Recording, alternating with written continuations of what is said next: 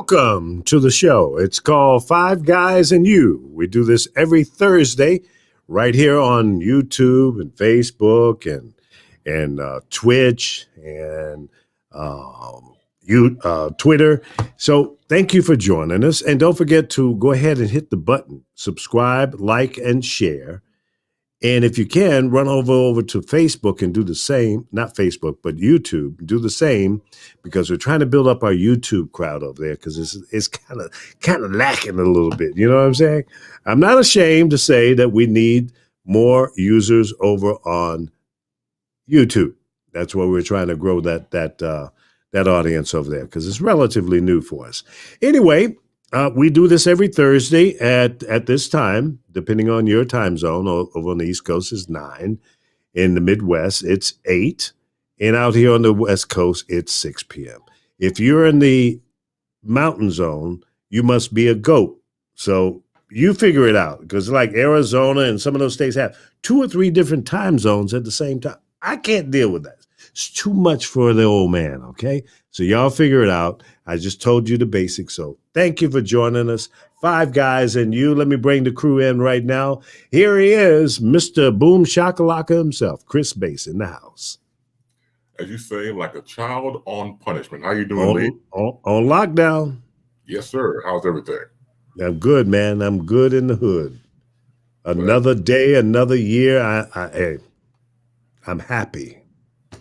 I could play that song and do that happy dance right now. Yeah, I recall you doing that when the song came out back in the day. You was actually dancing. Right. You didn't think you came out, hey, I was proud of you. You know, no lumbago, no knees coming out. You was doing all right. And you jackasses put that on the internet. Yeah, we did. Showed me dancing at Urban Broadcast Media, whatever. And that was wrong. Y'all shouldn't have done that. Whatever, right? Like I can't. Oh, right? Man. So today's topic on my end. For those of you enjoying the NBA playoffs, as well you should. It's a great time to enjoy basketball. And as you know, the arena's been filled now, 15,000 capacity, per arena from coast to coast. But we have these so-called fans, who I call fanatics, losing what's left of their damn minds. Talk about that soon. It's crazy, man. I don't understand, but we'll dig more into that in just a few. That's going to be an interesting topic because I say... Well, I won't say what I'm going to say, but let me jump over to the professor because I'm not sure that he's going to be with us the whole time because he's on his way to school. Hey, what's up, man? How you doing? It's great to be with the guys. I won't be in funkadelic mode at all tonight, but I might jump back in as soon as I get finished doing what I'm doing. But Bass, that sounds like a great combo that you about to get into. You know. Because I haven't looked at an NBA game since the NBA games. Okay. You're not a big fan, I assume. Since Jordan been gone, it hasn't been too exciting for me. You know what? It's interesting that you say that because I'm in that same boat. I mean, LeBron James, I'm not a LeBron James fan. I could give a damn about him. You know, no disrespect, but he hasn't caught my goat yet. You know what I mean? Mm-hmm. That's right. He's just another egotistical player in my book. But what do I know? Well, one thing he did do, that Dreamland, that Black Wall Street documentary or that presentation, that was tight. No, he's done some good things, but just as a player, you know, that Dreamland was tight, though. Yeah. Him and Maverick Carter produced that. Yeah, right. Yeah, that was tight. I like that. We got the doctor in the house. Yo, what's up, y'all? Glad to be back here in the house. I do not have a hangover anymore from the birthday party that we threw Lee Michaels on last week. Man, I tell you, boy, the next couple of days after that, I was holding my head talking about, man, it was just too much love in the air, man. It just made me drunk. You know? Got drunk, okay. Yeah, I got drunk off of the love that you was getting, Yeah, well, I was drunk on it too. Y'all really surprised me. I had no clue. Well, good. Y'all were going to pull that off. You did a good one. Thank you. Yeah, you are worth that and more. Okay. Well, I don't know about that, but okay. Yeah. Today I ran across some information that indicates that white folks don't like to be called racist. So we're going to talk about that today. Yeah. Well, stop doing racist shit. You'll be okay, right? Oh boy. Oh boy. Well, that ought to be a hot one. Yeah, Francisco. yeah. Hey. The chocolate Yoda. Yeah. What's I happening? actually do have a topic. I didn't let you guys know about it, but What? I want to talk about May 25th, 1965. And I'll tell you all about it when we get to it. May 25th, 1965. Well, I'll tell you the Temptations, My Girl, was out around that time, so I was playing it on the radio, but that exact day, and that's 3 days before my 15th birthday, so that's what I can tell you on that shit. You know right the there. old joke, Lee knows what's in the Constitution because he was in the room when it was written. That's I know right. That's right. And don't get it twisted. All right. I stole that from Bill Maher, by the way. So That's a good one. That's a good one. All right. I tell you what, Professor, you want to chop up a little bit? Because No. I know you. Are you? No, I yield my How time. much time? Okay. How much time are you going to be on? I would say another 5 minutes. Okay. All right. And Well, then I'll come back later. Okay. Cool. You're gonna have a short class tonight, huh? Yes. I don't blame you. I Yeah. wouldn't waste my time on them silly, crazy ass kids. No how. No, I got a good bunch, but you know, it's once the introductions were good. Now, what are you teaching? What are you? Broadcast management. Oh, nice. Ooh, I think we ought to do a open camera, open mic on your class. Will they allow you to do that? Stream it? I could check that out. Yeah, I think we should do that. I got two great young ladies that's gonna we gotta freshen up the entire station. And Yeah. they're gonna learn from ship to stern, from adding music, learning the music scheduler, different philosophies. So I will call you. And Cool. different moods and a whole bunch of things on programming, Oh, that'd be And fun. just- Yeah. and some fun stuff, because basically I told them we're gonna just have some fun the entire semester, because we're just gonna retool the station. Now, are you anxious to get back in the classroom with the kids? It's like I got this fear. I'm scared, right? First day back, I haven't been on campus like in over a year. Wow. And I had extra training for the online sessions. I had a great class. It was called High Impact Online Training, and it was a great class. And one of the persons that was doing it from the Gardner Institute, I had met her many, many years ago. And it's just really amazing. And then a former colleague of mine at Western Kentucky University, he reached out to me. Well, if you can't come, can you send somebody else? So I'm like sending out fielders for guys who got MAs and got some broadcast and journalism training, or even audio training, and to go, because Western Kentucky, that's an awesome place. That's an awesome place. So I was flattered that after 9 years, I did a teaching there 9 years ago, and he reached out to me. Nice. Miles, can you come back? Now, look, man, I'm here with a 14-year-old daughter. That's cool. Well, send me somebody you train. That's nice. That says a lot about you. You obviously made a great impression there, and for them to call you back these many years later, that's incredible. Right. Yeah, that's good stuff. Right. All right. Well, have a great class tonight, and give them hell. Don't take no prisoners. Yeah. Yes, please sir. do. That'll be good. All right. Be safe out on the road there. It looks like you're driving. Yes, I am, and I'll be done, and I'll see you guys in a few. Roger, Roger. All right. Okay, Chris, you want to kick it off? Yeah, thank you very much. So, for those of you again, watching NBA, playoffs, it's nice. You see the arenas being full again, filled, not with people online with big head, giant heads, all that crap going on. Actually, seeing real people with big heads. That's a whole different thing. So everybody, is going back to enjoying life once again. 15,000 capacity for these arenas from coast to coast NBA playoffs, and it's good until you have these knuckleheads coming out. They're definitely, I think, going beyond white privilege and copycat mentality. Let's start with Russell Westbrook from the Washington Wizards.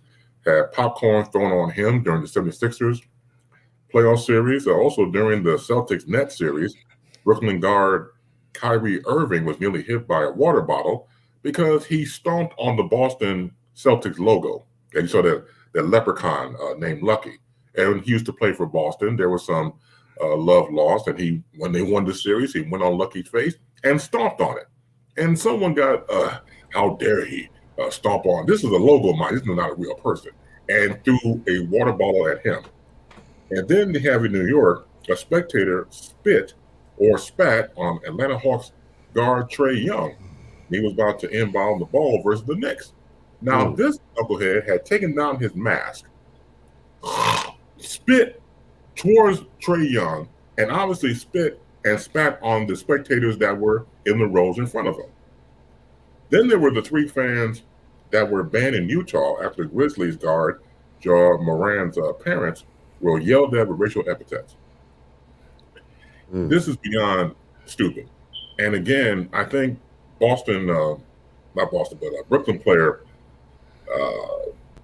Kevin Durant said it best. And I'm paraphrasing him, but he meant the following. You should be embarrassed talking to the fans out there. Y'all should grow, and I'm pointing him, grow the fuck up. It's not about you. We are human beings, not a human zoo, as he called it. Your mother did not raise you this way to react and throw popcorn or spit on NBA players. And that really hit it home. Depending on your home training, I'm sure your mother or father or both did not require you to act this way. You along the way became this, knucklehead. And so I believe that the NBA players, and they probably may go in this direction, anything happens to them, immediately prosecute the fan. Because now we're seeing the difference between a fan and a fanatic. And a fanatic is the one that just goes overboard. He or she lives and breathes the team and probably sometimes don't really have a grip on reality at times. When you have the audacity to spit, throw popcorn. Now, mind you, this is like a soft indirection that happened back on January 6th at the Capitol. This is white privilege. If we go deeper into it, a lot of these cats could not have cut it being an athlete. They were probably rinky-dinks, didn't have any talent, and then they couldn't cut the grade in grammar school or high school or college or whatever, and they live vicariously through these various sports. And then when they're actually there, they feel they have the right to show the disdain. And not only that, you cannot just throw them out the building, because here's the thing. Not all these fans have the money to come there all the time. That, to go to NBA like any other sporting event costs. So you probably won it from a radio station or online event, or somebody came to tickets, or they saved up. So it's a one and done in time for them anyway. What you should do is prosecute them, put them under the jail, or hell, build a new jail, and then put their asses under that to make sure the message is clear. I'm sure I think when I have with NBA players, they're going to have to get together and go to the NBA, take a stance, because this could be, now I hate to say this, it could be a dry run for something very serious. It's not taken care of right now. Yeah. Well, you know what? I've got an opinion about what's happening in the sports world and, well, in the world in general, but certainly the behavior of the fans is unacceptable. They need to calm down and stop taking this thing so serious. And maybe they just need to stop serving alcohol at these things, because these guys get drunk and get belligerent and act a damn fool. I don't know. And I know there's a lot of money made in that booze, but maybe they need to think about that. And certainly banning these guys, which I understand they're doing, And I hope they all had season passes for about $15,000 and no refunds. Maybe they need to feel that kind of financial, pain, Right. to be more respectful. I got a question. Do you think that any of this behavior might be geared towards the NBA players that protested some of the George Floyd and some of the community unrest that was going on, and some of these Might be. guys are just, trying to show their disgust towards players, Could be. because of that? Nothing would surprise me. I go along with that. Well, Absolutely. if these guys are as stupid as we assume they are, then we might be giving them too much credit. It could be too. Absolutely. Yeah. But the Yeah. world seems to be out of spin, man. I mean, you got a 12 and a 14-year-old breaking into a house, stealing guns, and taking on the cops like they're Grand Theft Auto. All right. I mean, come on. Like What? the video game. Yeah. But see, come on, man. That's the kind of impact that this stuff has. It's so real that they get wrapped up into this. That's right. That whole thing, man, is scary. Kids now doing Yeah. outlandish things and crazy behavior. And I don't know, man. I when I heard that story, I went, "Are you kidding me? This can't be real." But it is. A 12-year-old and a 14-year-old. How do they even know how to handle a gun? Obviously not too well, because were any of the cops injured from the gunfire? Or they're just like doing like this, bam, bam, bam, turning it sideways and turning your head. Right. Yeah, because they saw that in the video. Yeah, break them off. Usually people that Yeah. stupid wind up shooting themselves or one of their friends. Yeah, exactly. But Yeah. I think to But how Chris's sad is that? story, I think, pardon me, I think I'd like to ask, why is America this way? Because the conversation about the repercussions or the consequences in jail and all, that doesn't interest me, because that's after the fact. I want to understand why Americans are so crass and so uncouth and so uneducated that they believe that the price of a ticket entitles them to abuse and assault another human being. Good question. Yeah. Well, yeah, that's easy. I mean, you can answer your own question with their Chocolate Yoda. It's entitlement. It goes back to that. And we have to go back historical wise, and we've been through that already. I understand that. But once again, that mentality to watch an event and to separate yourself, okay, I can do what the hell I want to do because I, in my mind, is dominant over these players. I'm not making $1 million contract. I don't have a shoe deal. I'm not as athletically, talented as people are. So let me show my disdain. It's a level of mentality that shows that I am better than you. Yeah, I agree, and it's supported by something that Chris Rock said in the '90s. He talked about how good America is for white people. He said, even someone living in a trailer park wouldn't trade places with me, and I'm rich. Right. Yeah. So I think you're 100% right. This sense of entitlement that goes very, very deep, and again goes back to slave owner days. It's America does not see black and brown people who dominate sports as people. They just see them as just it's a high price plantation when you get right down to it, right? Because people forget that slaves were paid also. All right. So now the new slaves are giving their bodies to sports, and the owners are making billions and billions of dollars. And again, Chris Rock said something about, you want to know the difference between being rich and being wealthy? He said Shaquille O'Neal is rich. The guy who signs his check is wealthy. That's right. So Big that's difference. the system that we're still under, where people glamorize professional athletes because they are elite and because they are talented and they work hard, but they wind up sacrificing their bodies, and most of them don't even hold on to their money anyway. Within 5 years, most of them have lost their money. So it's I wish just they a would. high price plantation. Yeah, they need to convert that celebrity and all that money into ownership.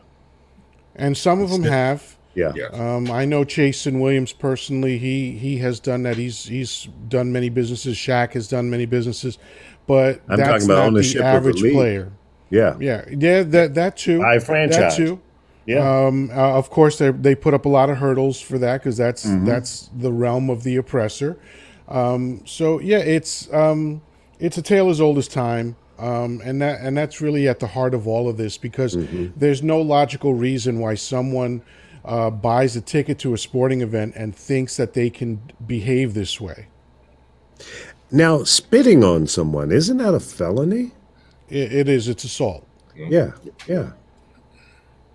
And all I can say That's is if pretty someone low. did that to me, because that's adding insult to injury. Yeah. Like when you're spitting at me, like Chris said, you're telling me that you think I'm nothing. That's Yeah. like if a dude Less smacks than. you with the back of his hand, he's telling you he has no regard for you. Right? And so if you tell me that you have no regard for me, then all bets are off. And you're gonna smack me, but I'm gonna ruin your day. Yeah. I like that. I think I would lose my cool and collectiveness if somebody spat on me. I think that All bets are off. All Yeah. bets are off. You've assaulted me. You've insulted me. It's done. Yeah. Got ass whipping coming. And you guys are from Chicago, right? So you remember what Sean Connery said in The Untouchables. If he brings a knife, you bring a gun. If he puts one of yours in the hospital, you put one of theirs in the morgue. That's my personal philosophy. Yes. Yeah. Like he said, that's Chicago way. Yeah. That's how you That's the oh, Chicago So way. if you That's you everywhere. spit on me, what you're telling me is that you are done with life. Oh yeah. Yeah, that's you don't want to live anymore. Look, somebody spat on me. Hey, I put it like this: lights out, everybody. And that's it. 'Cause I'm lights out of my mind. I'm trying to take you out. And I will take you out because that's no more you. That's You it. might miss a birthday. You'll be unconscious so long. I hit you so hard your ancestors will pass out. Oh my goodness. You're like, That's there's gonna good. be 2 hits. Yeah. I'm gonna hit you, and then you hit the floor. And 2 Right. hits. That's all we need. Boom. Yeah. All right, Yoda, you want to go next or you want Dr. Yeah, sure. Ron? Sure. Mine is short and sweet. It's really just a commemoration. I was somewhere, I think I was at a diner, and I saw a poster for a sporting event that took place May 25th, 1965. And it happened to be Muhammad Ali fighting Sonny Liston for the second time. But what was notable about that, aside from the hurting he put on Liston, which has a lot of controversy to it, by the way, but that was the first time that Cassius Clay had fought as Muhammad Ali. Was that? Okay. Yeah. Now, the first time Liston, was it Liston that broke his Cassius Clay's jaw? Or was that somebody else? That was somebody else. Yeah, I think that was That was Joe George Frazier. Foreman or No, Joe. I think it was Joe Frazier, didn't it? Joe Frazier. Yes, Yeah, Joe yeah. Frazier. Because Joe Frazier and him fought 3 times. Yeah. Yeah. Yeah, and Yeah, but that particular night, on May 25th, it's notable for that watershed moment because you got to remember Ali took a lot of heat for joining the Nation of Islam, so much so that Martin was denouncing him for doing that. More black on black crime even back then at that level, right? yeah. But I have immense respect for Muhammad Ali because just to put things in context, this was a man who at the height of his physical prowess, at the height of his earning capacity, he said, I would rather walk away than do the bidding of the American military. He took a stand. He said straight out, if you want to put me in front of a firing squad, go ahead and do that. But I am not going to go to another country and kill the yellow man for the white man. The yellow man has never done anything to me. That was a beyond bold statement because how many people are willing to put their flesh on the line for an ideal? Okay, Yep. he deserves all of our respect. He was a giant among men. And May 25th, 1965 was just another watershed moment for him. Yeah. Yeah. What a great guy. Yeah, he was. He had a press conference with the leading stars of many sports like Kareem Abdul-Jabbar, Jim Brown. You know, there were many people that stood with him in that moment when he did that press conference. Yes. Yeah, it was outstanding. And great Bill Russell, the Celtics great, was there with the press conference as well. That Yeah. was like Mount Rushmore of black giants. When you see that picture being snapped, and like for me, the intertwining, of course, as Yoda had mentioned about Muhammad Ali, his spiritual advisor, as you know, was Malcolm X. During that time, he was with him in Miami. Helped spiritually training him.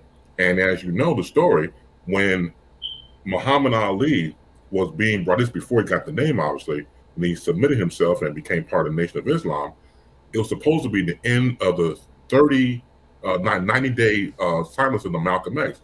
He was supposed to return, but they gave him Malcolm X the stiff arm and brought in Muhammad Ali. So all that happened in that same timeline. It was amazing how we saw the dynamic of change. I've always said this too. When you go back and look at the speeches that Malcolm X was saying, the one who really carried the message was Muhammad Ali. When he started to talk to the students at various universities and colleges, he would have the message from the black man, promoted that, and he could have been a fantastic, and he was in his own right, civil rights leader from the stylings of a Malcolm X. He was fantastic. Yeah, and the impact of his stand and the things that he said and did, his accomplishments, still live on today. Just like What's Going On from Marvin Gaye. That album is so relevant today, as relevant as it was. That song sounds like it could have been written yesterday. Absolutely. Yeah. Mercy, Mercy Me, the ecology. We're still dealing with the same issues that he sang about 40, 50 years ago. So, those are two iconic history-making individuals from about the same era. Yeah. And amazing. When they were talking about how Marvin put, that song together, he did the lead vocals, the back vocals. He did the Congo, the bomb. He did everything. First string, second string, and all that was him. When you hear the people in the background, hey man, what's happening? That was from the Detroit Lions players, football team. So all these elements he put together. Someone asked him, "How did you put this masterpiece together?" He said, "He worked through me." That's a strong statement to say, and that's what happened. I didn't know that was the football players that was in that little intro. He knew some guys from the NFL, Detroit Lions. Wow. They came to the studio. Hey man, what's happening? That's all them. Wow, I never heard that. Okay, it makes sense. During that time, and that was happening. The Lions. Detroit Lions sleep tonight. Still sleeping. I think they weren't, but still they made some vocalists. They were like the Bears. Right. Yep. Yeah. Poor Bears. Yeah. Well, at least I was there in Chicago when they won the Super Bowl. What was that, 85? 1985. Right? That was a cold-ass day, too, boy. Yes, sir. Because I know we went downtown and everybody was out in the streets. And I remember there was this guy on another guy's shoulders. And he had taken his shirt off. And he had been out there so long, one of his friends came up and put their hand on his back, and it left a handprint there. This guy was damn near dead. Didn't know it. Wow. It was so cold, Yeah. It was an amazing event to see there. It was one of my favorite days in Chicago when they won, and we went out in the streets and partied and had a good time, Yeah, I was actually in New Orleans while that game was going on. They played in the Superdome. And outstanding party, I might say. Yeah, all those people from the East Coast, New England fans, man, they had dick look on their face all night long, boy. The agony of defeat. Oh my God.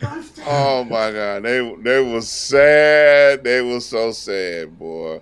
Cause they whooped the dog snot out of New England, boy. Yep, for sure, for sure. Yeah. Yeah. It was a good game though. It was a real good game. Yeah. It still pains me that Walter Payton scored in that Super Bowl game. That still haunts me, man, because he should have got something in, man. Well, by him being a team player, he got him there. They got there on his back.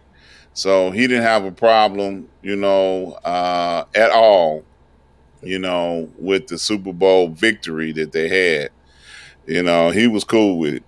Yes, it was said that, he felt like he should have got a chance to score. But, I think he was bigger than that. He was like, man, we won. What else could there be? Yeah. Yeah. And no, that is not a stripper name in there nowhere, It is if I say there is.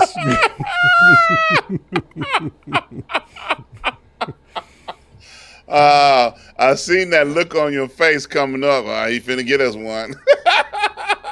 That happens 20 times a minute. I know I that's just filter those out. Okay, gotcha. By the way, one last piece of trivia regarding Muhammad Ali. A lot of people don't know that there was a short window where before he converted completely to the name Muhammad Ali, where he was referred to as Cassius X. Cassius X. That's right. Yeah, I remember that's that. The name that Malcolm had given him. Mm-hmm. And then once he converted all the way, Elijah Muhammad, changed it to completely. Yeah. Yeah. Do you know who coined the phrase "float like a butterfly, sting like a bee"? His trainer, Bundini Brown. No, his wife. With Bundini Brown. Oh. Yeah. I was told by his wife she came up with that. You remember meeting her at UBM? Were you there that day when she came through? I was there that day. Oh, okay. She told me that she was the one that inspired that. You gotta believe her. Shit. And my question is, which wife? Because he had a bunch of them. Well, the one that he was married to at the time. The one that was what? He was married to at the time. Okay. In the beginning. Yeah. Yeah. I think she was the first wife. She's the one that favored him to become Muslim. Oh, man. Oh, shit. I got a phone number here. I should call her. I think she passed away. No. Not this one. Then that must have been the second one then. Because the first one he had passed away. Yeah, this wife lives in Florida. Yeah, the one I'm speaking of, she was also a singer. No. Yeah. Damn it. Oh, it'll come to me in a sec. I got her in my phone book. I haven't talked to her in quite a while, but we text from time to time. Yeah. Yeah. Well, she loves me. She's in love with me. I talked to people who worked out with the camp, kept telling me it was Bundini Brown, it was his first wife. That went right under, right? Wait till I create the next excerpt. Listen. He was still alive when she expressed her feelings with me. I said, I ain't messing with you as long as that man is alive. Are you crazy? Well, that's my ex. I don't give a damn. He can knock me out. Yeah. Yeah. No, that's too funny, man. But I'm sorry. I didn't mean to interrupt you, Chris, but I threw one of those under breath things in and they caught it. You know me. Yes, sir. Yes, sir. We do know you. Yes, sir. That's how I roll. Uh-huh. So have we covered all the stories? Not yet. We got one more to go. We got you, Dr. Ron. Yes, sir. Take the Yes, stage. yes, sir. As we all have been paying attention on the media outlet, mainstream media on this week, we know that it was the 100-year anniversary of the massacre in Oklahoma on Black Wall Street in Tulsa, Oklahoma. And I noticed that on this week, I caught a statement from the governor of Oklahoma, the state of Oklahoma, Governor Stitt, Stitt, Stitt. Okay, and he made a comment, Yo. that I thought was so crazy. In his statement, he said, "We will not spend one dime on education for our young people to point out to them," and I'm paraphrasing, "that white children are racist or prejudiced towards people of color and or transgender." And he was so adamant. I mean, they got a House bill that they passed, 1775, that says that we're not going to allow our white children to be faced with all of the things that white people have done throughout history, period, and especially in the state of Oklahoma.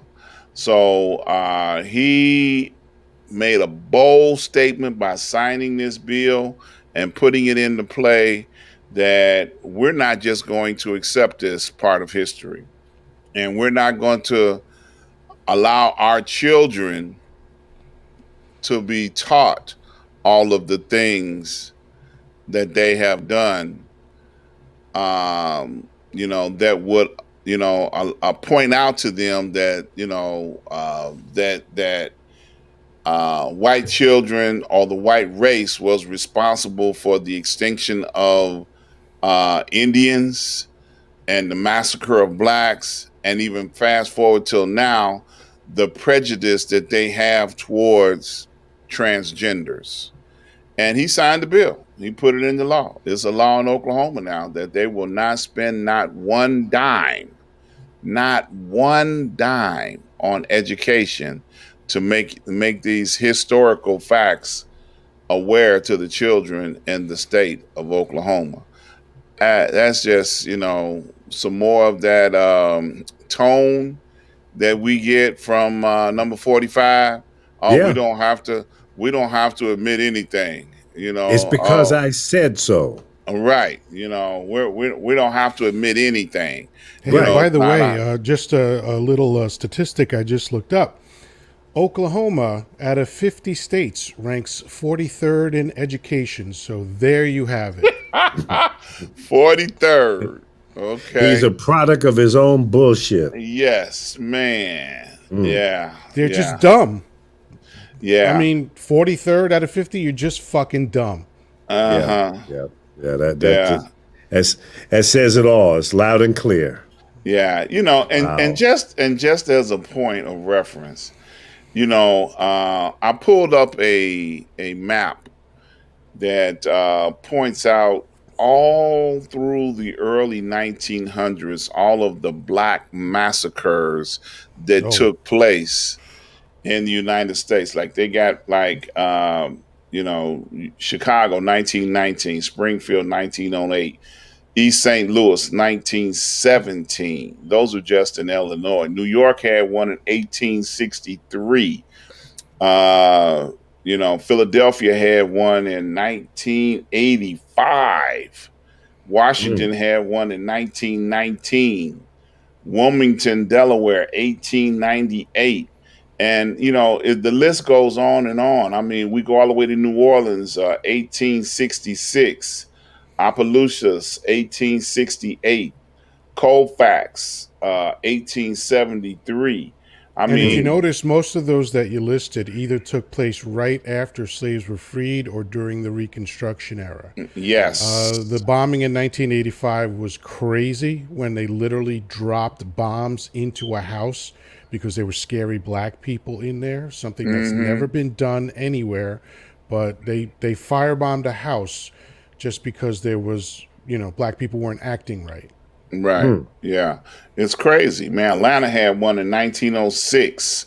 I mean, the list is there of black massacres, and these are the types of things that are part of what you want to say American history. They took place. It's a part of American history, just like the extinction of the indigenous people of this country. There are tribes that do not exist anymore because of the Europeans They that were came wiped over out. here. Yeah. Yeah, that literally, I think about Well, they brought smallpox and wiped out everybody. 90% of the Native American population was wiped out because of smallpox. and massacres. They massacred them. They Yeah, but scalped mostly them. it was smallpox. Yeah. I mean, Yeah, Yeah. disease that smallpox that came from did Europe. 10 times more damage Yeah. than murders and massacres did. Yeah. Not to excuse the murders and massacres, of course, but Right. it was just filthy Europeans coming over here and just getting everybody sick. Yeah. Yeah. It's they've got a few nations that are still in existence of indigenous people now, but they're treated, on reservations worse than any ghetto you can ever Oh, that imagine. would take us an hour to talk about that alone. I know, man. They treat these people so bad on what they call protected land reservations. Yeah, and by the way, if anyone has a problem with the fact that I use the phrase filthy Europeans, please send your letters to Lee Michaels at Street News Now. And I will answer them. Oh my God. I love That's it. funny. I love That's it. a good one. Thank you very much. All I need is some more grief in my life. I do what I can for the show. Thank you, man. Appreciate I you. love it. I love it. But to the panel, like you said, Chocolate Yoda, that's very profound information. 43rd in out of all 50 states, they're in education. They're at What the is bottom. 50? Who's at the absolute bottom? I think it's Kentucky. It might be Kentucky. Come on, Mitch McConnell land. Yeah, Kentucky's at the bottom of the list for just about every category. If you look at economy, meaning like income, if you look at education, if you look at obesity, just poverty, everything. It's Kentucky, and of course it makes sense when you have a lizard running your state. This is what happens. Yeah. A lizard. So I mean, I've often wondered, and I kind of knew that without having the numbers to support my gut, but that's why Mitch McConnell keeps getting reelected, because the people just don't understand civics. Because what a coincidence! They stopped teaching that in schools, huh? Yeah. By design. It's almost like, think about the stuff that they don't equip people for after 12 years, just not even counting college, but 12, 13 years of education, if you count, preschool, kindergarten, whatever. Yeah. There's no understanding of how the government works. There's no understanding about how money works. There's no understanding about how to manage your emotions. Because again, going back to the first story that Chris covered, that is a result of adults that don't know how to manage their emotions. And none of these things that can easily be taught in school are taught. And it's almost like the owners of society benefit from ignorant people. Yeah. It's called pimping. Think about it. Yeah. That's what they're doing. And they're pimping ignorant people to the max, and you don't know you're getting pimped. When somebody tells you you're getting pimped, and here are all the reasons and all the signs and everything to prove that you're being pimped, and you still don't believe it. Sure, that's how people that live in trailer parks were supporting a guy with a golden toilet. Yeah. That's in speaking of trailer parks, it was really funny when Republicans were trying to push against the estate tax. They mobilized poor people. And the poor people were like, yeah, I know I live in a trailer park, but one day I might have an estate. I don't want to pay estate tax. And it's like, no, one day you're going to be in a different trailer park, but with a blue tarp, because you got a hole in the roof of your trailer. And the guys that's living in the shotgun house, you shooting the front door right out the back door. Your house is a total of 675 square feet, and you got the nerve to hate someone. Yeah. And you keep bringing a guy back into office like Mitch McConnell that brings no bacon to your table. Nothing. He's doing nothing for you. If anything, he's counterproductive. Yeah. Yeah. And he threatened to quit, but then he hasn't moved anywhere. He's still standing there fighting, talking about my party's against this, my party's against that. He ain't going nowhere. And do me a favor, don't vote for this. Yeah. Do you a favor. Right. It's not about you, man. It's about the people. Yeah. And that's why it's so twisted. It's all about them, not about us. Yeah. And I would say the same thing if a Democrat said that. Yeah, the famous quote from Abraham Lincoln, people tend to put the emphasis in the wrong parts of the quote. They say, for the people, by the people, of the people. When eyewitnesses said that he put the emphasis on the word people. He said that government was for the people, by the people, of the people. But here's the dirty secret of America is that it's never been about the people. Before it was formed, it was clear that the founding fathers had an agenda. Because you notice there were no regular people that came over and founded this country. It was all business people. Okay? And James Madison wrote, and I'm going to paraphrase, that the role of the government is to protect the opulent few from the poor many. Okay, that's a fact. That was written in the constitutional during the Constitutional Convention of 1787, and this was the reality of this new country. Is that yes, they did some bold things in terms of a democratic rule of law, in terms of due process that didn't exist anywhere else. And even if they did exist, didn't exist in the form that they put forth. So they deserve credit for that. But the fact is that they created this country in their own image for them.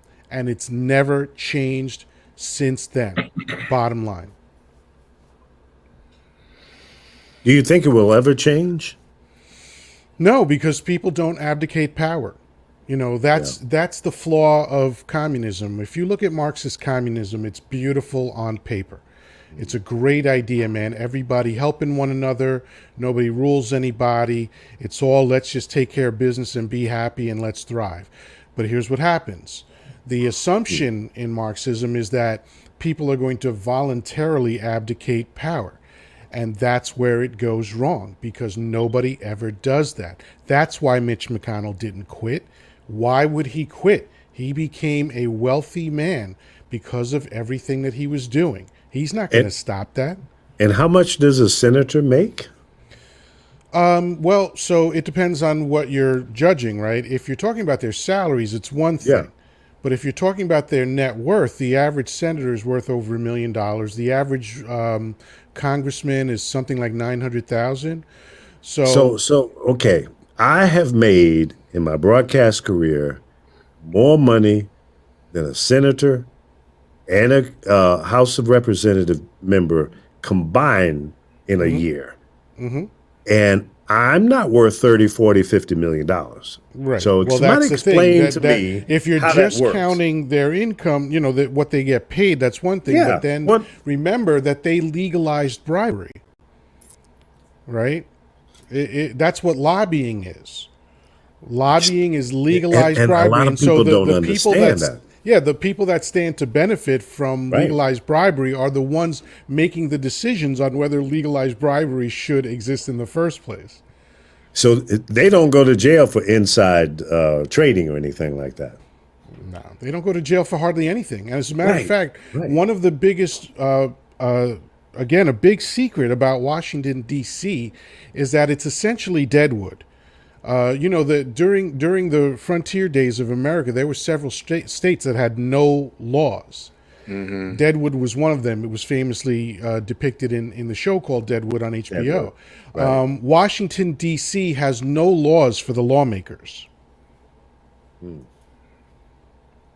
Yeah, and for a lobbyist to stroll into Washington and offer up, plenty of fringe benefits, resort, private planes, Drugs, all, sex, let's be honest. all of those things, they get cars delivered, anything that they might want, they can They receive. get private islands with underage children to have sex with. This is the reality of what these people are doing. Okay. Yep. And it's all because they are in power, they make the rules, they make the laws. So Exactly. This is And an it's in their insane favor. system. So to answer your question, is it possible? Of course, anything is possible. Is it likely? I don't think so. Yeah. No, they're not going to change the laws, the rules. They all benefit That's going to them. be, yeah, exactly. It's all about. That's why most of these guys walk away from successful legal practices and doctors to go into Washington D.C. because it's unlimited what you can do. And then they trade chairs. If you track the people that have been in politics since the 70s, they first go into Congress, then they go into Senate, then they go into consulting, then they go into a defense company, then they go into aspects of the military, and then they become judges, and they just keep trading places. Again, that Trading was up. that was depicted in the show Boardwalk. That's Nucky Johnson. His family, that's what they did. One would be the councilman and the Ehrlichman or whatever they call themselves, and they would just literally just trade seats in the seats of power in that state. And that's what American government is. And it's certainly not for us. Yeah. It's not for poor people. It's They don't want to make people. it easy for you to go to the polls and vote. Of course. No, they changing that constantly. Yeah. Was it 14 states have already put it into play? Yeah, and it's changing, and it's still more states are coming on board with changing the election rules and regulations for each state. They don't want folks to have an equal opportunity to vote. They don't want that. Not. No, they don't. But you know what? Listen. Here's the bottom line. The Republicans are doing something that's really stupid. What they're doing is pissing off intelligent people. Now, if you've got, and I hate saying this, but I'm just telling the truth. If your IQ is 2 points below plant life, you're going to go for the okie doke. Okay? You're going to believe the lies, the big lie and the double big lies coming out of these selfish, self-serving, egotistical politicians. Most of them are Republicans. There's some Democrats that ain't too cool as well. But here's the thing. You're going to lose, but they're also going to piss off a lot of Democrats, and we're going to come out in full force regardless of how difficult you're making it. I will stand in line for 3 damn days if need be to cast my vote. We just saw that in November. I mean, let's remember that Biden got 15 million more votes than Clinton did. Yeah. So you're absolutely right. Pissed off Democrats are a force to be reckoned with. There was a special election in New Mexico, and the lady that won, she won by a landslide, like 65% of something of the vote, just a couple of days ago. Yeah. And she's a Democrat. Yeah, and Stacey Abrams ain't sitting down. She's standing up. Yeah. She's pointing God out bless her. all over the country where these people are acting a fool. You know, they're acting a fool. Oh, wait a minute. Let me tell you all about this one. Let me tell you about that one. She's not just in Georgia. She's pointing them out all over the country where And they're acting that's up. what's necessary. You got to do Yeah. that. Oh, yeah. Let me tell you what they did stupid in Tennessee. I know that go together, stupid in Tennessee. but Remember, that's Lee Michaels at Street News Now. Let me delete that email address right now. Look, they just passed a law that says that anybody 18 and over can have a gun publicly without having any type of concealed carry, any type of ID, as long as they're 18 and over in the state of Tennessee, they're allowed to have a gun. I think I'm going to invest in some funeral homes in Tennessee. Ain't that the truth? Yeah, that's my next move. Oh, let's let Darwinism do its work. Man, look, that was crazy. They don't know if they're convicted felons or whatever. As long as they're over 18, they're allowed to, and it don't have to be concealed. It can be open carry. Open carry. Yeah. Open and here's the best part of that logic. It's when people say guns don't kill people, people kill people. Yeah, well, if people are the problem, why are you giving the problem guns? Yeah, that's right. Making it easy for them. You want to make it easy for 18-year-olds, that may have issues their main issue is that they're 18 years old. Yeah. We don't trust 18-year-olds to do anything. No, right. In most states, you can't buy cigarettes unless you're, 21 or you can't drink? 18? Yeah. Unbelievable. When I heard it's that, outrageous. oh, man. But they don't want you to vote. Yeah. Right. Yeah. They'll make it difficult for you to vote, but make it easy for you to go buy a damn gun at 18. Yeah. You can sign your life away to the military, but you can't buy beer to celebrate that. Yeah, exactly. You were talking earlier about the government, how it works. Funny about art imitating life and vice versa. So 1992 was a movie called The Distinguished Gentleman with Eddie Murphy. Yeah. Plays a shyster who gets involved in politics. He's voted into Congress. Jeff Johnson, the name you know, because Jeff Gardner was the original Jeff Johnson. He took a dirt nap and then he took over his name, but didn't show his face because he was black. Once he got voted, he came out and showed his face. Everybody was, no new taxes, read my lips, and blah, blah, blah. Gets into government and shows you how he's able to finagle himself to get financial gain. That's not far from the truth. It's probably damn near the truth to it. People that work in the military, work in Congress, or work in the government. And when the movie came out, it was like, base, man, he must have some intel because that's how it goes down. Yeah. If you look at the rules of government, it's astonishing. Your head will spin. You will not be able to believe that this is how America runs. It's absurd. Yes, it is. Yeah. Do you think that's why there were so many people out there at the Capitol trying to overturn the House and the Senate? Absolutely.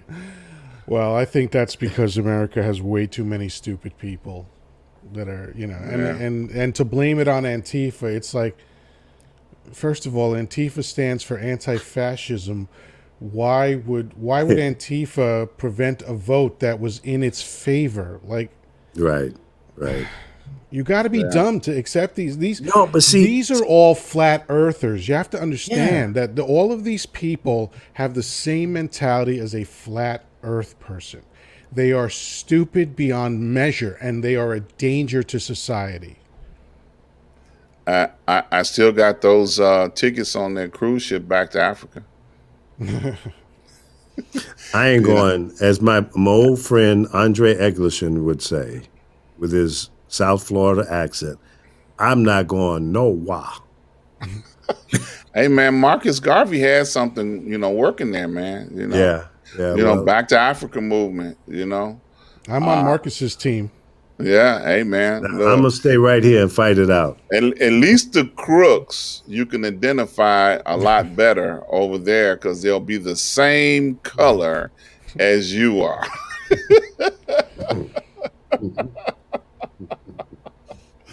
Yeah, That that's might for be sure. good. I'm not sure. I don't know. Yeah. I don't want to test it.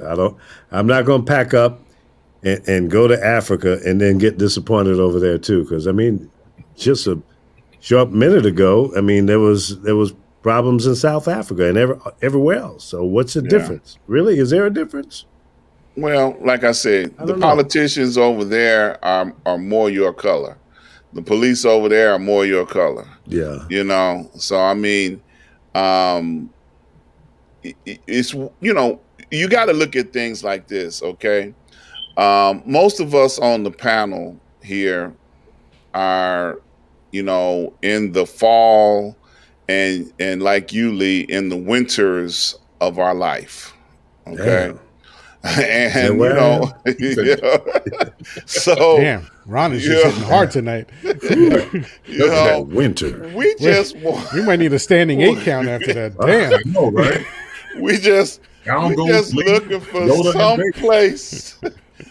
place to find peace and quiet, happiness. You know, we ain't trying to, you know, you know, we're not young starting over in life. We just need a place where, you know, they ain't kicking our door down trying to lynch us or something, you know? And, you know, you can find a place, you know, where it's peace and happiness, good weather, you know, man, we're going to be all right. You know, some of these young people, you know, they've got a future ahead of them that they still got to fight. You know, they got to fight, you know? Well, despite that incredibly low bar of going someplace where you're not getting hanged, I think, in my opinion, the difference in moving to certain parts of Africa, because there's two things to keep in mind. Number one, what Americans are shown about Africa is not Africa. Africa has wealthy nations, very resource-rich nations, and lots of opulence, okay, and lots of beauty. But that's not what's shown to Americans. And also, the second thing, again, in my opinion, is that if you look at the outcomes for societies that tend toward homogeny, if they're mostly homogenous, mostly one race, there tends to be better outcomes for those societies. America's biggest challenge is that it's not really a melting pot. That's a misnomer. When you think of an actual melting pot, you understand how flawed that metaphor is, because when you put different metals into a melting pot, they become homogenized. They all become one thing, and that's not what happens in America. America's like a giant salad bowl. There's lots of different ingredients, and they all have to figure out a way to work together, but they never come together. Yeah. I like my salad with a lot of ingredients except for onions. I'll tolerate a few tomatoes. No anchovies. I guess I don't like a lot of my. That is the most old man thing that I've heard you say.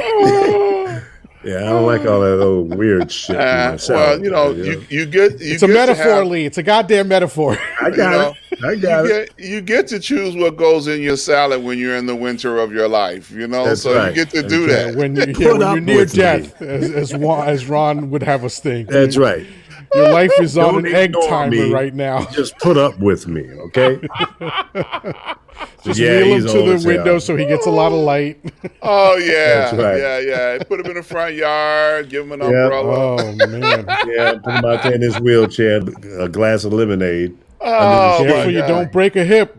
Yeah. Right. Yeah. Well,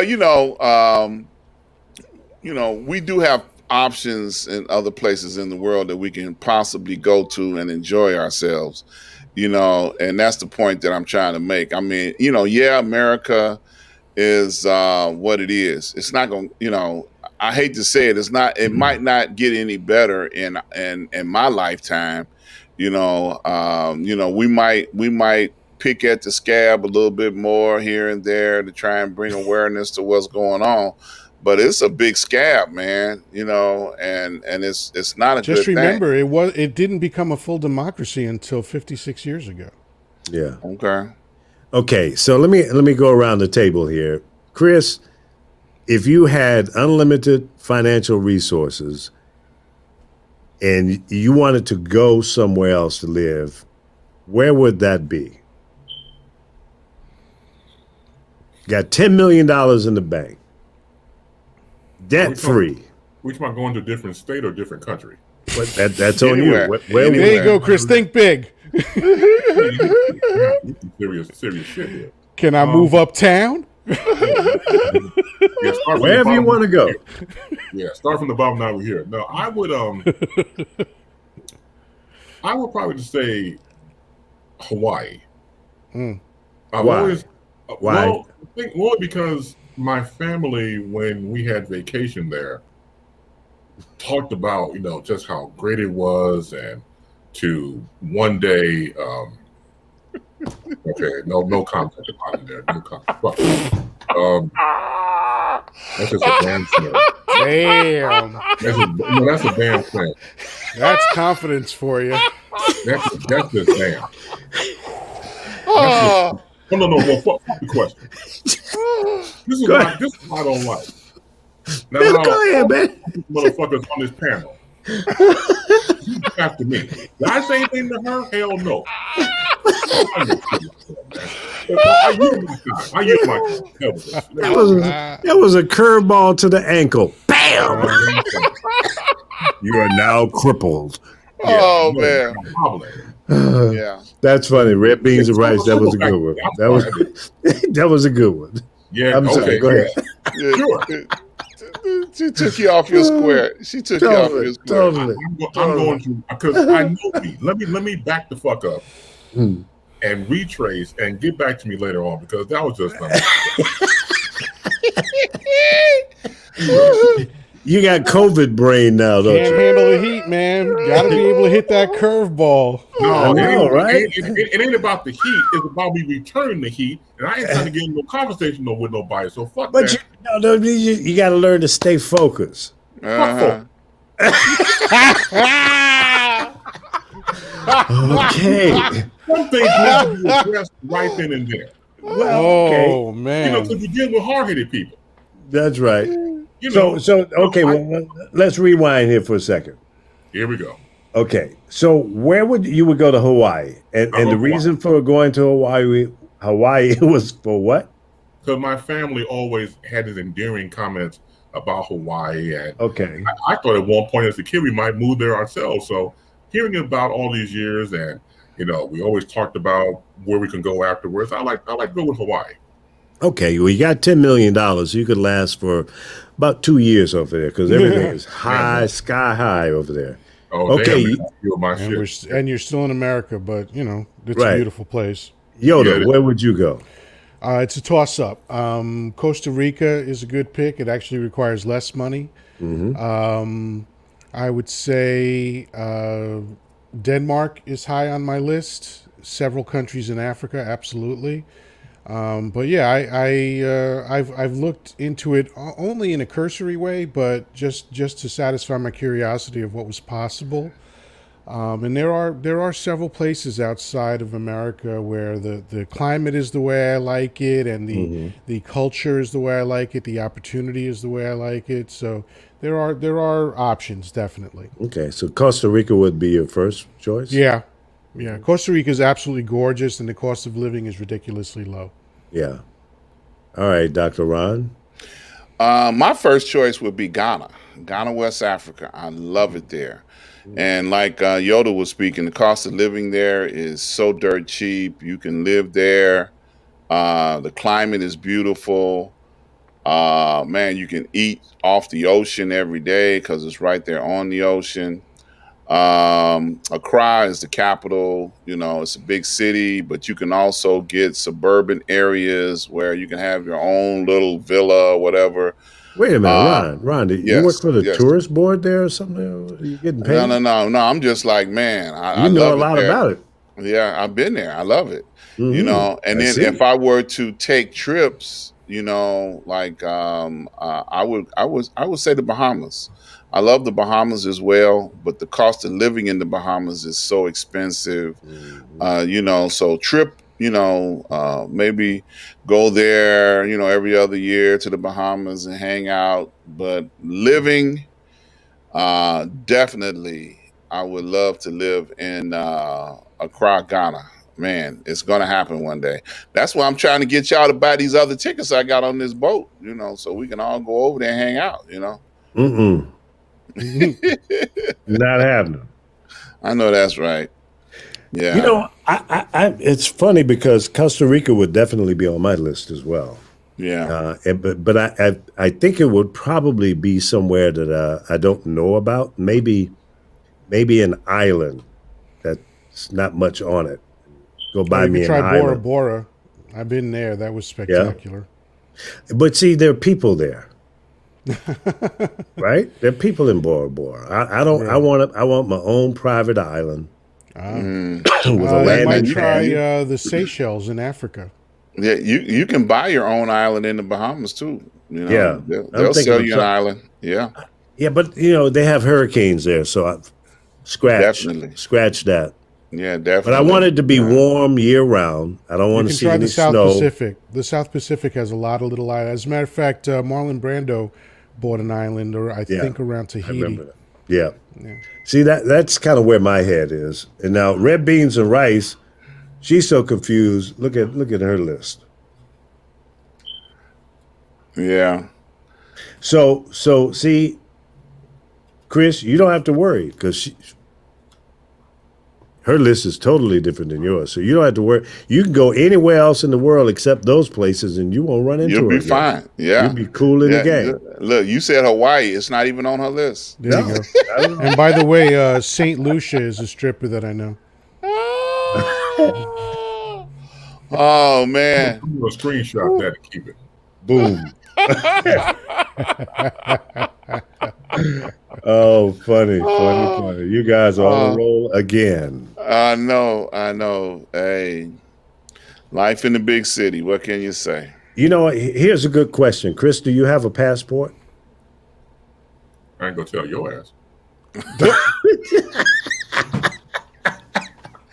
Well, you know what? I don't have one. Mine expired probably at least 10 years ago. Wow. I have one, and it's current. I got to get one because I'm about ready to bust a move, Yeah, I renewed it during COVID just in case. Yeah, I did too. I renewed mine last year. But you couldn't go nowhere, so that's a waste of money. Hey, man, look. I said just in case, man. Better to have and not need than need and not have. Look, it's also a good piece of ID. You know what I'm saying? If you got to prove who the hell you are, passport works. When I went to get my license renewed recently, they require what is this new license called? The Real ID you talking Real about? ID. Yeah. They won't take a photocopy of your birth certificate. I told the lady, she almost fell out of her chair laughing. I said, lady, you got to understand, I'm so damn old, I got the first version of a printed, birth certificate. Everybody else was writing some shit in the Bible. She just cracked. Oh, God, she just had Lee's birth certificate was printed on the Gutenberg. Right, exactly. Oh, that's funny. Yeah. So, I got to get one because I think I want to go somewhere. I don't know where I want to go. I've been so happy here in the United States of America. Yeah, right. It's the land of opportunity. Look, here's a guy that rides through the desert just for kicks, okay? That would be me. He's scouting for places to bury people. That's right. Oh, my God. Back and forth from L.A. to Vegas, okay. I know that road well, man. I'm the road. Yeah. They call me roadkill on 15. Interstate 15. I'm roadkill. No telling what the hell. Yeah. So you guys think that just so we can put some more hate mail coming into Street News Now, you think that that the Europeans should or should not teach the fact that they are racist? Well, they I've never met a should. racist that thought he was a racist. That's for Yeah. starters. But remember, all of education, all of history is written by the ruling class. And so You're what gonna they give should do yourself and a what they're bad going to report do card, is a right? different thing, Yeah. So, I think history is something that's best if it's accurate and honest, but that's not what we usually get. Yeah. Because it's not going to be in the favor of the majority or the people who want to or who have control over writing the history. Just like this governor saying, "Hey, we're not gonna fund it. We're not gonna teach it. We're not gonna tell the truth. Right. We're not gonna tell the ugly side of who we were or who we are. We're not gonna do it." So as long as he is in control, he can do what he wants to do. It's like the governor in Texas says to the legislature down there, I'm not gonna pay you because you guys walked out. You didn't vote the way I wanted you to vote, so Right. you ain't gonna get a paycheck. I'm gonna hold your money. I don't think he can do that. Actually, I would hope not. yeah, I don't That's think he can. that's Do that. He said that's it. extortion. He said it like he really had the power and the ability to be able to do it, but Right. the comptroller cuts checks. I think we had that problem in Illinois one time where the governor made a threat that he was not going to pay the legislatures, and the comptroller says, "You ain't got to worry about that. I write the checks." So Yeah, but it was who hires and fires the comptroller? yeah. Yeah. Well, that's elected official, so they get voted in. So Yeah, but almost anybody can be fired. yeah, only on the next election. Yeah, Could be. yeah. Go ahead, Chris. Well, as you just said, the one who's in control controls the narrative. Mhm. So, to a degree, what do you expect? The same verse, same as the first. And we're going to keep on getting this until we again have alternatives. And we have had alternative histories and found out they were more accurate to what we got in our schools because, again, it was written to give us a story, a lullaby, not the truth. And so you're able to edit. I mean, no offense to people who love, the Bible and their religious, that's been edited over the years, Yeah. over the centuries. So are we getting the true history or not? So it's up to us individually or your families and friends to find out what the Mhm. truth is when it lies for you and who else around you. Because again, you can't put stock in these things we grew up with because there was no stock to begin with. It was just Yeah. stories. Mhm. Mhm. Yeah, I mean, look, let's face it. And again, this is not a pro or con statement. This is a statement of fact. The Bible was written by people that didn't know what bacteria was. They didn't know where the sun went at night. And as you said, not only was it was edited 26 years in a row by a committee at the Council of Nicaea. Mhm. So, and it was translated from several languages. So, and every new Bible that was written was copied by hand in the beginning.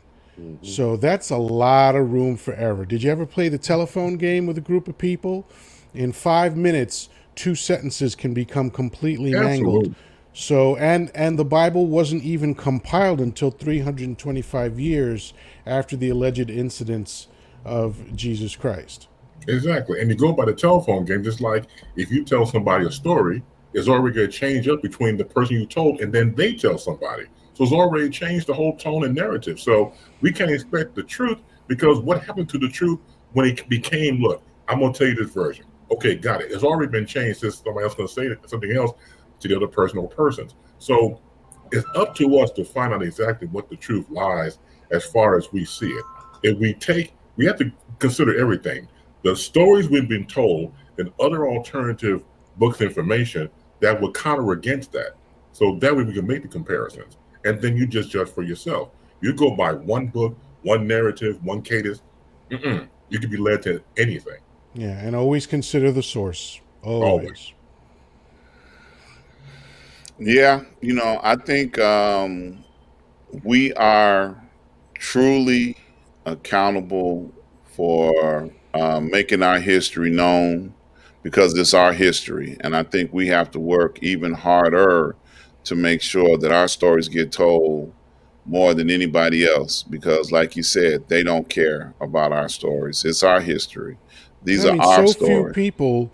so few people knew about the Tulsa massacre.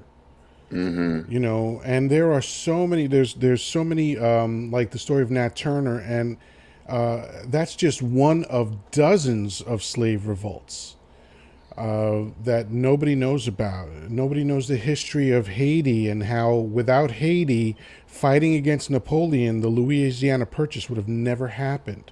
Right. And these things are just not taught because the oppressive ruling class is not interested in teaching the complete history of America. They want to give you the propaganda, the sound bites, the things that make people all teary-eyed when fireworks are going off over their head.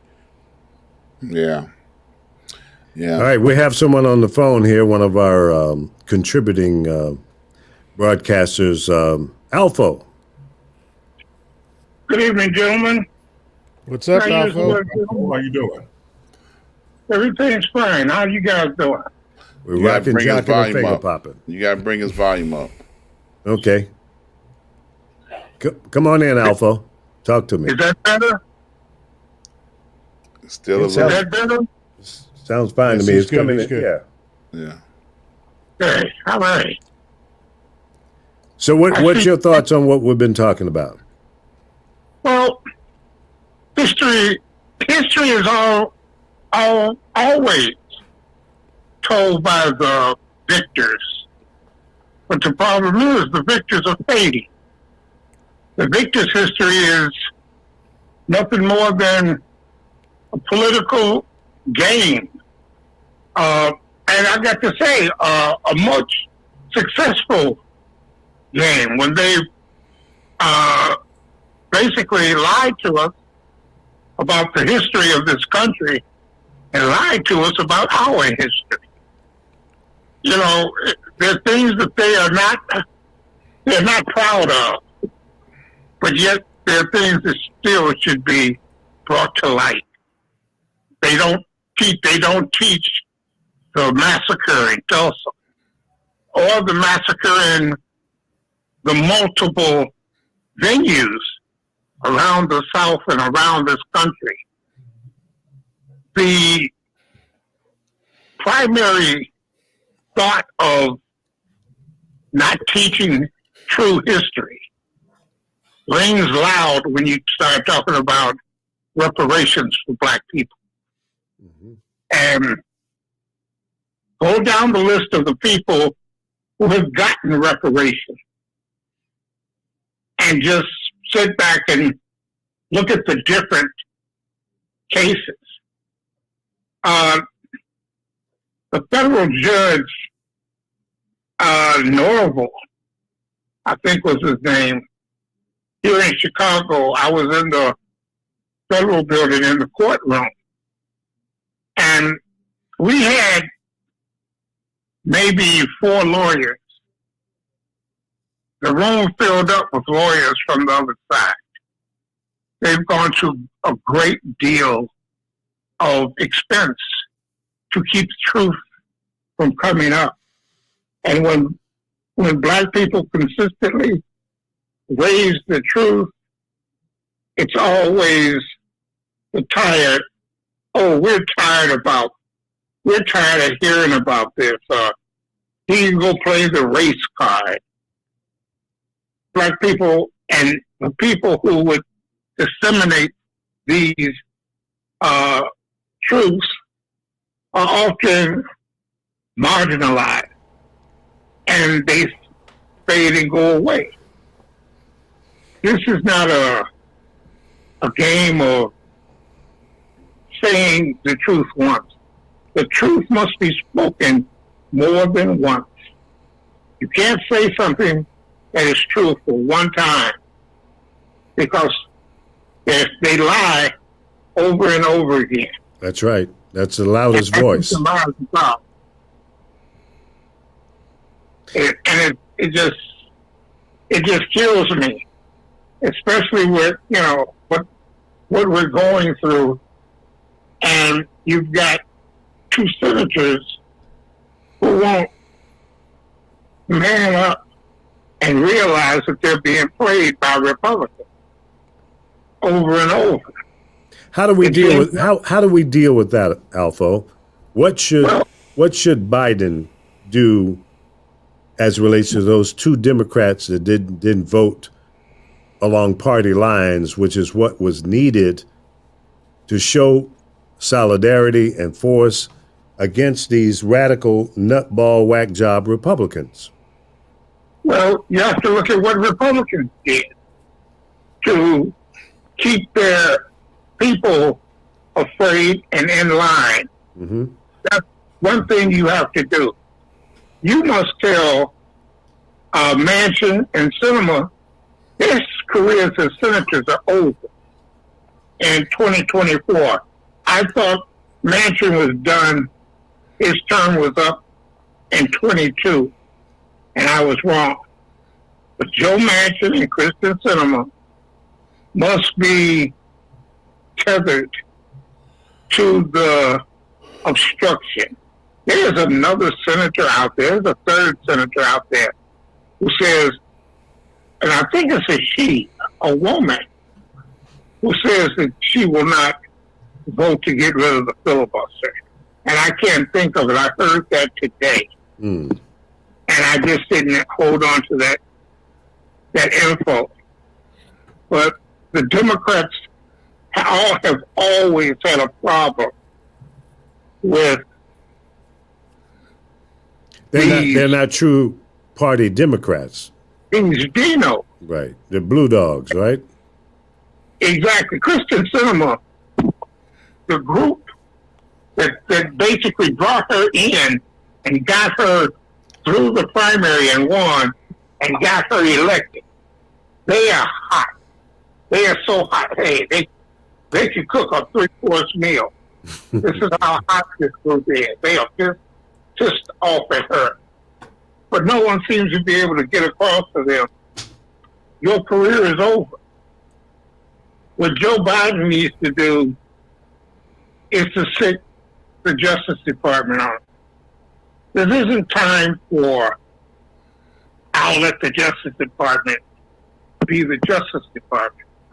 And if you think of that makes them no better than the Trump administration, okay. But he's not basically sicking the Justice Department on someone for a motive. You won't get in line. We'll have to have the Justice Department file a suit for each and every one of those states that take on this new voter suppression. Mm-hmm. What Joe Biden can do, Joe Biden can declare all of the states who pass this Voting Rights Act and suppress the vote. We will defund them. And it's not hard to do. No, it isn't. But would that be perceived by some people as playing politics?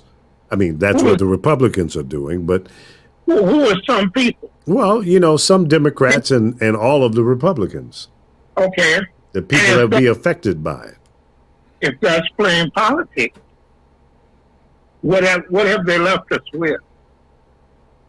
Are we going to just stand by and watch the democracy crumble? Mm-hmm. Because if we don't pass H.R. 1 and H.R. 4, our democracy will surely crumble. You can go in with the Justice Department and challenge all of these new laws in court because they make no sense. Why is it the black community, their voting venues have these long lines for the last 8 years, 10 years? And in the white community, you can walk right in, sit right down, and vote. Why is that? Well, because there are not enough polling places in the highly populated black communities, number one. Number two, most of the, or I wouldn't say most, but a lot of the white voters have been voting by mail forever. So when in this last election, it was pumped up about voting by mail, and especially because of COVID, they got upset. They go, oh no, that's cheating. You have no control. It's not going to be legit. So they came up with every excuse possible to try to discredit the process in the process. So the process that started during the Civil War. Exactly. Exactly. And if voting by mail is fraud potential, what does that say about our soldiers, our troops overseas who vote by mail? I mean, it's about really, it's still about messaging. You have to get your message out there. No question.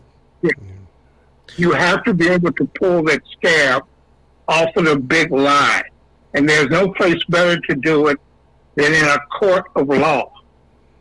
And reveal the fact that there are no voting irregularities. But we've been through the court. I mean, how many different times has that whole lie been in front of a judge, and it's been knocked down every place, everywhere?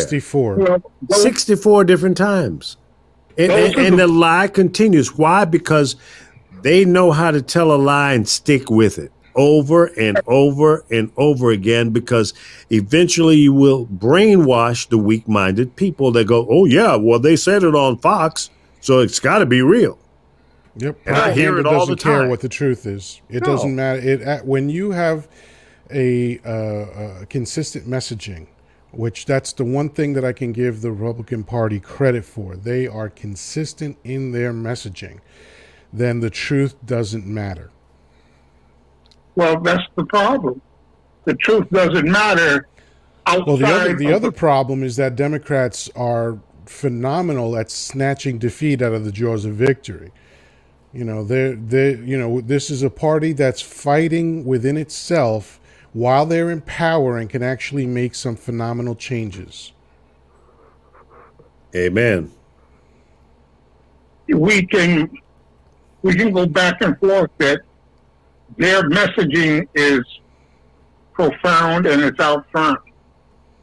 What happened to their lies when they came before a judge?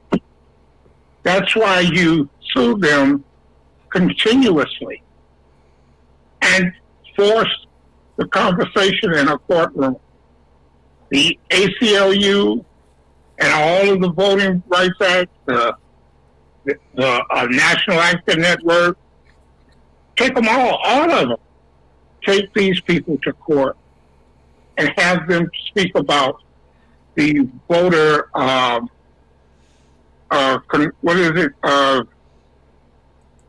confirming the vote, whatever the hell they want to call it. But in every state, they said that there were no irregularities. So what is the bill about? What are these new voting restrictions? Why are you destroying souls to the polls? You have to create the cesspool and throw them in to be devoured by their own lives. All of this stuff makes absolutely a carnival, a joke out of democracy. And democracy is what's under attack. And that must be the battle cry coming from the Democrats when it comes to these voting laws. These people aren't patriots. This is just a wing of the neo-Nazis, the Klan, the right-wing Republicans, Russia. All of this goes right back to Russia. And the people who are fomenting these narratives are nothing more than useful idiots for Russia. because you know what drives me crazy is they're doing another recount in Arizona, which is insane. Yeah, I mean, who's paying for that? The taxpayers. Why? Why? They don't have a choice. They did grab a recount. Your money before you get it. How many recounts do you need to have before you accept the truth? Well, that's the thing. What they did was they took it before a judge. And the judge who issued the favorable ruling for them to have the first one, then we must attack that judge, because that judge has made a very poor decision. You must appeal what he has done. You must not give in and say, accept what some appellate judge. You must fight this all the way to a 6-3 Supreme Court. So yeah, but the problem with that, though, even though I understand what you're saying and I agree with it, the problem is that the damage is already done. What really needs to happen is that it needs to be a situation where this cannot happen, because as long as it can happen, it will happen. You know, catching people in a lie after the fact doesn't nullify the effect of the lie. So we've got to get to a place where the lie is not even tolerated to begin with, and these wacky, you know, radical judges that don't care about the Constitution or the country that they live in can't have this kind of power. Well, see, the problem, guys, is simple in my mind, at least. You can go to court, you can get a ruling from the court that says this is bullshit. You can have all the experts on TV and on the internet saying it's bullshit, but they won't stop spreading the lie or lies. Right, they won't stop.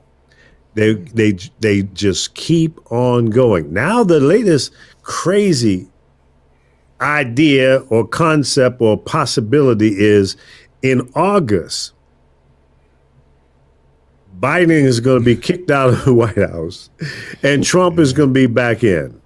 Yeah, based on what? Based on just your imagination once again. Running away. They're saying that. They actually are walking around saying that. Well, that started with Dump, and I think other people might have said it before him too. But look, it's just look, you can say that tomorrow unicorns are going to invade Mississippi. That doesn't make it so. Right.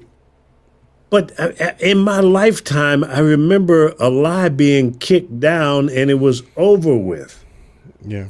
This is obviously a particularly stupid lie. This is just a man-child who is a loser and a stupid human being that cannot come to grips with the fact that he was humiliated by the guy that he referred to as Sleepy Joe. Mm-hmm. That's what this is about. This is about ego and fragility. You want to talk about Snowflake? He's Snowflake number one. That's why you get him in jail as soon as possible. You indict him as soon as possible. Well, they're working on it. New York City is coming to the rescue, as always. He said always. Will they get it? Name me the long list of states that have dealt with big criminals like this, Ron. I agree. I agree. Yeah. Yeah, look, they took down the entire Italian mob, okay? Yeah. Well, you know, sort of. They took down one guy. Yeah. They look, it was New York. It was New York City / New York State that took down John Gotti with the help of Robert Mueller. And Robert Mueller is the reason why Dump is being indicted now. Mm-hmm. People forget that. They thought that his stuff was useless. No. If you remember, Mueller refused to comment on 16 different points during the hearing, and all of those points were points that were cases that he sent to New York State because he knows that a president cannot be pardoned from a state crime. So Mueller's a genius. And that's why Dump is facing jail right now. Well, he's got it quite a bit. It's coming from all sides. Yeah. He is still very vulnerable to the Georgia Attorney General down there, and to the the D.C. Attorney General. Right, just because he asked them to lie about an election? What's the big deal? Uh, Come on, everybody does that. Just find me some votes. Wink, wink, nudge, nudge. You know what I mean? Right, right. Didn't the state of New York take down Lucky Luciano too? That I don't recall. It's possible. Okay.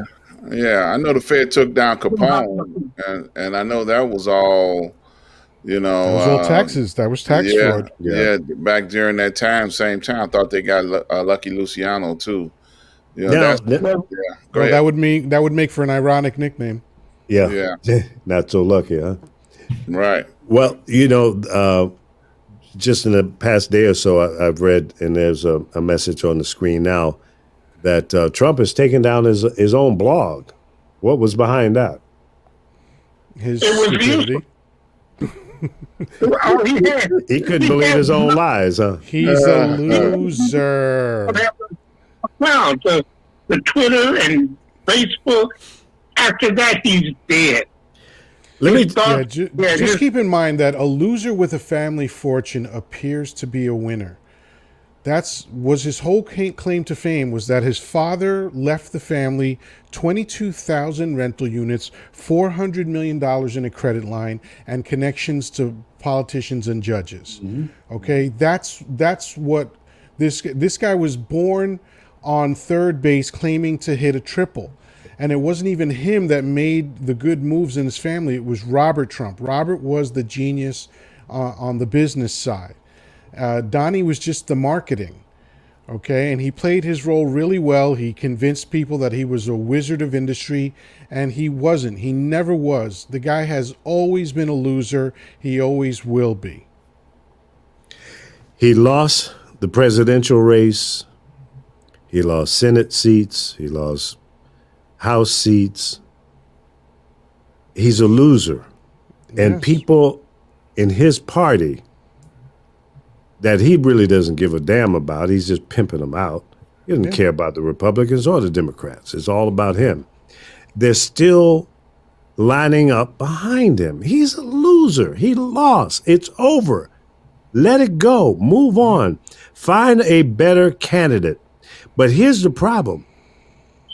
If there was an election today and the Republican was running against a Democrat, anybody, it doesn't matter, who would you think could bring the Republican Party back into dominance? Name one Republican that you would trust. Mitt Romney. Now, when you talk about Republicans, are you talking about the old school Republican? Any damn Party? Republican. I don't care if they ain't born yet. Mitt Romney's the only one. Republican Party or the new school Republican Party. Oh, damn it, Ron, give it up. He just said the answer. Shut up already. Well, it's two different Republican parties here. But there's probably 5 fractions, but it doesn't matter. Out of any so-called Republican, who would you trust? Mitt Romney. Now, I wouldn't trust Mitt either. I'm only answering this in the context of the question. Mitt Romney's an idiot in my mind. He's an evil scumbag, but I think he's the only reasonable Republican that could galvanize the party. He's a part-time reasonable thinker. He's not consistent. Agreed, but he's the best that they have. That's not saying much. That's the problem I have with Republicans. It never is. Their side stinks, but to answer your question, that's the only person that I can come up with. That's a sad state. Cruz is Cruz. He's a clown. He's a bigger clown than a whole lot of them, but he's campaigning hard to try to be their future. Well, whatever. Yeah, he's an idiot. Yeah. He doesn't have the faith of the party. He let dump crap all over him. Oh, forget it. He is a 45 wannabe. Ted Cruz has no spine whatsoever. He let 45 talk about him, his father, his wife, and has no backbone whatsoever. All he did was bow down and kick 45's ass, and now he wants to be 45. So that's right. He has no soul whatsoever. Threw his own daughters under the bus when we went on vacation. Yeah. For the most part. no soul whatsoever. So there's nobody in the party, as I'm concerned, once they bow down, once again, let the rank outsider, like Trump, come in and take over the whole party. Not even people fought back. The whole party. And made the party of 45, there is no point of no return. No. You can't even buy anybody in the Republican Party to come back from that. That was when they etched the contract in blood. There's no coming back. Yeah, I think the whole Republican Party is trying to be Trump under the covers. You know, because they believe in their own hype. They believe in the lie that's been put out there, and that's all they've got. There isn't one person in the Republican Party, man or woman, that has the guts to stand up and say, enough of this bullshit. I don't want to agree. I do not agree with anything that this man is doing, has said, or stands for. That's not the Republican Party. Name me one that has done that, other than the lady. What about the lady who was just excommunicated? That's it. Liz Cheney. Yeah. Well, she was a goose stepper before she found the light. So. They figure she's going to try and galvanize the old Republican regime and try and bring it back. But so instead of drowning in 20 feet of water, they're going to drown in 10 feet of water. Good for them. Yeah, exactly. The Republican Party has always been, kind of like a similarist survivalist in any type of political situation. Years back, but prior, look where the Tea Party came in. Once again, rank outsiders, they latched onto that and said that was their identity. They had no identity to begin with. The only thing they had back in the day was Ronald Reagan, and he was like the quote-unquote godfather of the so-called conservative movement. And now, of course, he's taking the dirt nap. So where do you go from there? I don't even understand why Republicans like Reagan. He did everything they hate. He negotiated with terrorists. He raised taxes. He banned. He did gun control. I don't get. What did he? Oh, he gave amnesty to like 3.1 million immigrants. He literally did everything they hate. I don't get it. That party. It's the party of I'm going to say one thing and do another, and somehow they've been able to get over doing that. But it's useless. They've contributed nothing in the last 50 years. Yeah. Well, the problem there is the same problem that's happening now. Look at the dire straits the Republican Party has faced through the Reagan years, through the Bush years, and each time they were at the bottom of the rope. And what happened? They messaged their way back with lies, and they repeated them over and over and over again. You talk about Liz Cheney? Why? Liz Cheney is one of the most radicalized Republicans that there is. You talk about the Tea Party. And the Tea Party is a classic example of what Democrats have to do. The Tea Party came in with their crazy, radical yelling and screaming, and what happened? You got what's his name? Mike Pompeo. Yep. Was he Secretary of State? You got Michael Lee. He's a senator in Utah. You've got, tell us how many Republican congressmen who used to be Tea Party. Yeah. And my favorite part of the Tea Party is that they formed against taxes when taxes were at their lowest in 60 years. You can't make this stuff up. Right. And it didn't come back to hurt them because they continued to tell that lie. It didn't hurt them. It didn't hurt their brand. It didn't hurt them, period. What happened at this point is that they had to blend into what they were about to completely take over. And if you really look at it, it's the Tea Party mentality that has grabbed and seized upon the Republican Party. And they've taken it from there. And now Trump has come in and given them the new battle cry, the new hero with a book of lies. 30,000 lies in 4 years. And that's all they do is repeat the lie. Their whataboutism, when they're called to the carpet, basically makes them seem like a rational party. And then they bring that before the people. All the while, the think tanks from the Koch brothers on, the Koch brothers had 35 think tanks. Now think about that. 35 think tanks. Each one of these think tanks worked on a specific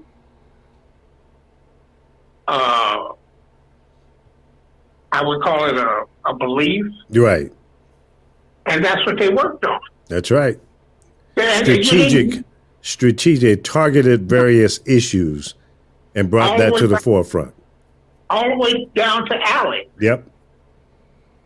I mean, how effective have they been swaying the American people with bullshit? They're good at it. They've spent billions of dollars spreading lies, and just think if they had invested that money into education. Just one thing, one positive thing.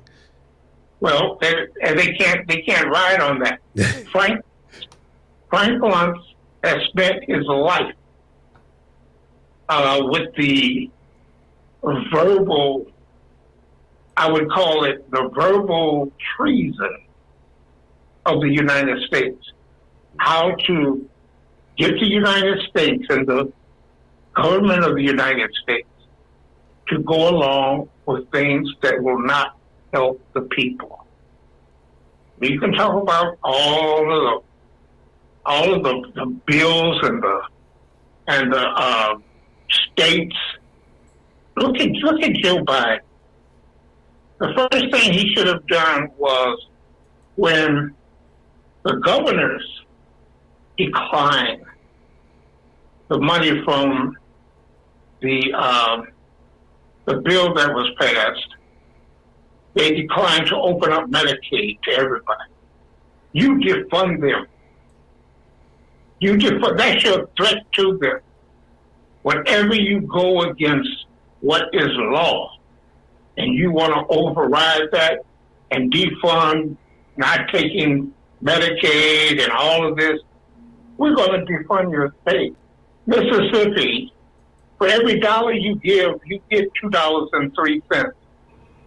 We will give you every dollar just like you gave. You give a dollar, you get a dollar. That means you're going to get 103% cut of your federal funding from the government. Right. Look at all of the, if you got a list, look at all of the states. Go down. Kentucky is $1.51. Out of the top, I would call them 25 states, there are two, I'll repeat it, two blue states that get more than they give in tax. And that is a simple move. You defund them to what they give, that's what you get. And that will basically pulverize any and everything in that state.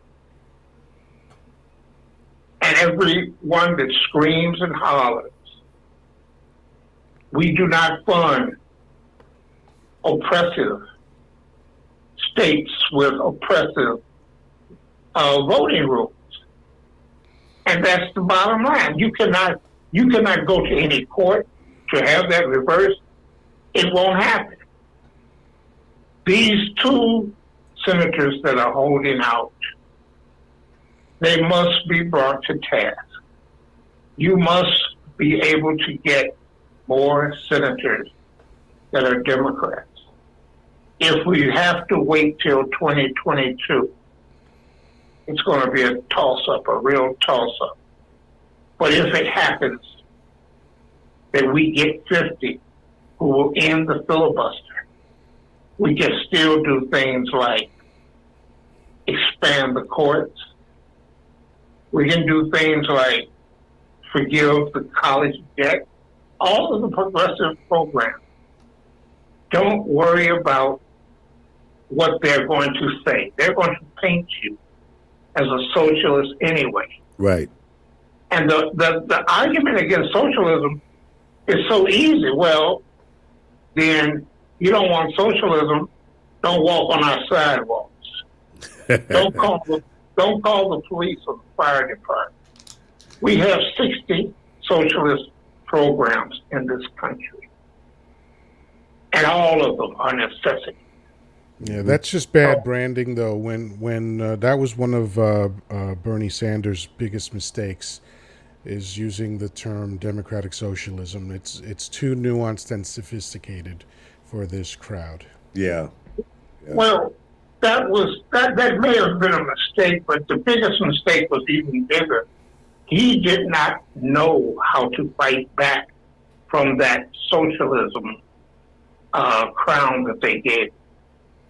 He should have. The DNC didn't help by putting up Clinton instead of him, but that's a whole nother story.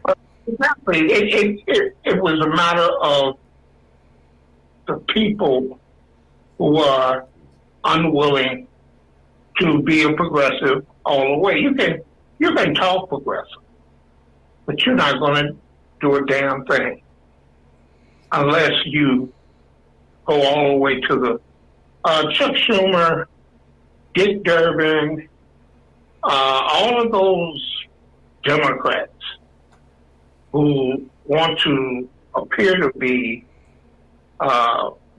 moderates. They got to go. Chuck Schumer has got to go. Not just from the head of the Senate. He's got to go, period.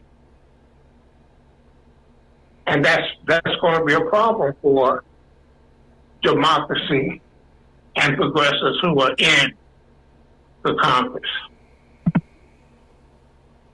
How do you make that transition without some type of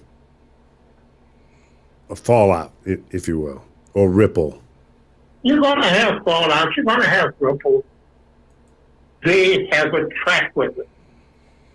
They have a track record of doing nothing to saying the wrong thing. Look at Nancy Pelosi, and I happen to believe Nancy Pelosi is a very good Speaker of the House. She got so many bills passed. She has a strategic vein but at this point, she's at the end of her career. And instead of her going out guns a-blazing, she's willing just to go out. Well, I agree with you, by the way, in your analogy in terms of where the problems lie, both in the Republican world and the Democratic world. The problem I see is that transition, moving into the new millennium, moving into the future, and what that looks like.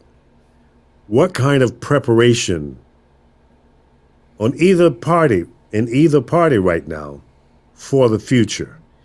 If what the Republicans are doing looks like the future, I want no part of it. If the Democrats, what they're doing today looks like the future, I'm concerned because I don't see a clear path into the future of the Democratic Party being a stronger, more positive influence in making laws, protecting this country, the people, and making sure everybody has a fair shot in this country. until I can see that path, I don't see them grooming, developing future leaders that are on the same accord.